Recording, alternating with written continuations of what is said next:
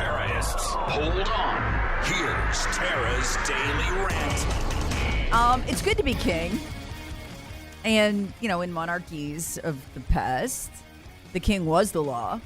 And the king made the law. And so if you were the right people, the law didn't apply to you. If you're the wrong people, the law could apply to you in the extreme. And we have a king. I mean, we do. This is becoming, and I've been talking about this on the Battleground podcast, a system of royalty in this country where if you are king and you are the right people, i.e. adherents to the narrative, so it's not just Democrat or Republican. If you're a narrative adherent, you go along with the latest, greatest lie, whatever it is, and you are not a speed bump to what the Uniparty and most importantly the intelligence community is doing at that time to control our elections, then you get special treatment even when you commit the crimes that your administration is literally currently prosecuting your biggest political rival for. That is exactly where we are. Yes, it is. That's objective too, Tara. Yeah. That's not a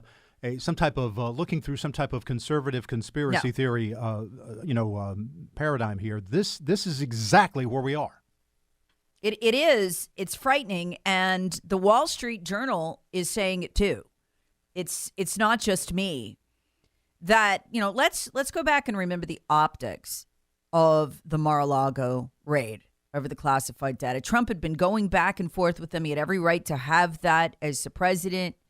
And yet they did the big sirens flashing, federal vehicles outside Mar-a-Lago. With armed assault rifles too, standing out in front of the residence with armed assault rifles in hand there. Yeah. And assured us that this was this was actually said on cable television, liberal cable television, over the Christmas break. This was the biggest security threat to the United States of America since Pearl Harbor.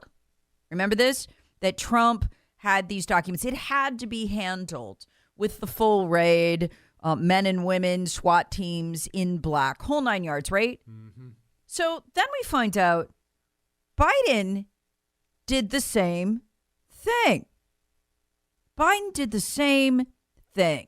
So how does our Department of Justice handle that? Well, the Wall Street Journal absolutely nails this. The Justice Department decided against using FBI agents to monitor searches of President Joe Biden's homes for classified documents. So not only was there no raids, no flak jackets, no guns, no optics, no men in black, there were no FBI agents, period. So exactly who is investigating this and who is looking for the evidence, Tara? Well, I'm glad you asked that. High-priced attorneys of Biden's own choosing go into the home and they look. So is embarrassing evidence being hidden and destroyed? We'll never know. No. Terrorists wanted. Hear the Tara Show weekday mornings on 106.3 WORD and the Odyssey app.